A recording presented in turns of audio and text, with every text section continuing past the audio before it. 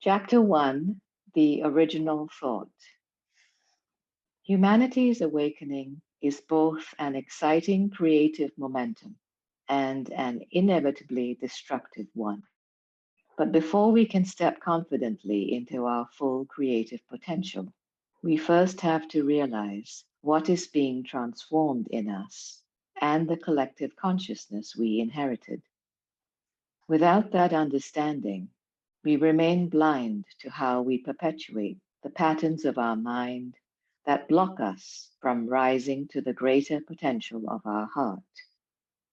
To put that another way, we have to see the truth of what has been operating in the world we created in fear before we can harness the full scale of our divine power to create a world in love. Inherited aspects of our evolution are fascinating and richly nuanced from the divine vantage point. And that perspective can help us truly honor rather than ignore the burden humanity has carried in our collective grief and guilt. We are releasing that burden now at an ever accelerating rate, which is why our journey feels in many ways lighter as we progress, even amidst the confusion. Every single one of us heals and transforms our past in the present moment when we honor our truths. To realize the truth of our past in the context of our awakening, several years ago I was shown how we have unknowingly perpetuated the cycle of pain in our world through our belief that we are separate from divine love. That belief inherently creates a desperate yearning for union with divine love that we can never sate from separation consciousness. I was assured that breaking this cycle is the work of the universe. But before the full scale of that work and our part in it can be understood, we have to realize that who we think we are is very different than the true source of our existence. If we are indeed in a separation consciousness, aware of life through the lens of belief that we are separate from the source of our life, then what exactly is this source? What exactly is this love with which we so deeply yearn to unite? I enter into the answer one day when I find myself where I began and there was total darkness. The emptiness of this darkness is an exquisite void unlike anything known on earth. It is the purity of nothingness and the pure potential of everything.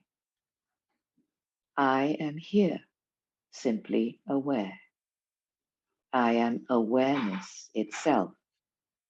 And in this moment, I am aware of only two things: nothingness and my singular nature. My nature is solely cherishing. I gaze into this exquisite darkness, weightless and rapt. I am not here inside something that is aware and cherishing. Cherishing awareness is the only thing itself. It is God, as both witness and that which is witnessed, perceiver and that which is perceived. I am simultaneously all and one. I become aware of movement emanating from this darkness, creating an aspect of God that looks like a massive, colorless cloud of vibration. I can feel the energy of the vibrations and realize I am a point of awareness within this movement. I understand that this movement is how God can experience itself through my energy, and I can experience existence through God's infinite potential. With crystal clarity, I am aware of the instant that I, with and of God, become aware of myself as pure, joyful energy, and want to experience being what I am. As I feel myself engorged with the movement of God, a supremely powerful thought wells up within me. I am goodness, and I want to be all that I am. Like a rocket, these words propel me with tremendous force into the beginning of my evolution. The very moment I experienced the proverb, "In the beginning was the Word, and the Word was with God," I become God, experiencing existence, and existence experiencing God.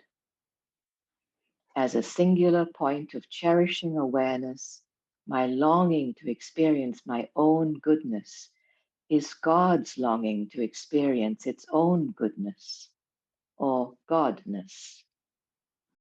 The impulse of God, that which moves everything into existence, is the desire to be aware of and cherish all there is to be aware of and cherish. God seeks only to know itself. It seeks only to be all that it is, not simply through what it is aware of, but all the ways it can be aware and all the angles from which awareness can occur.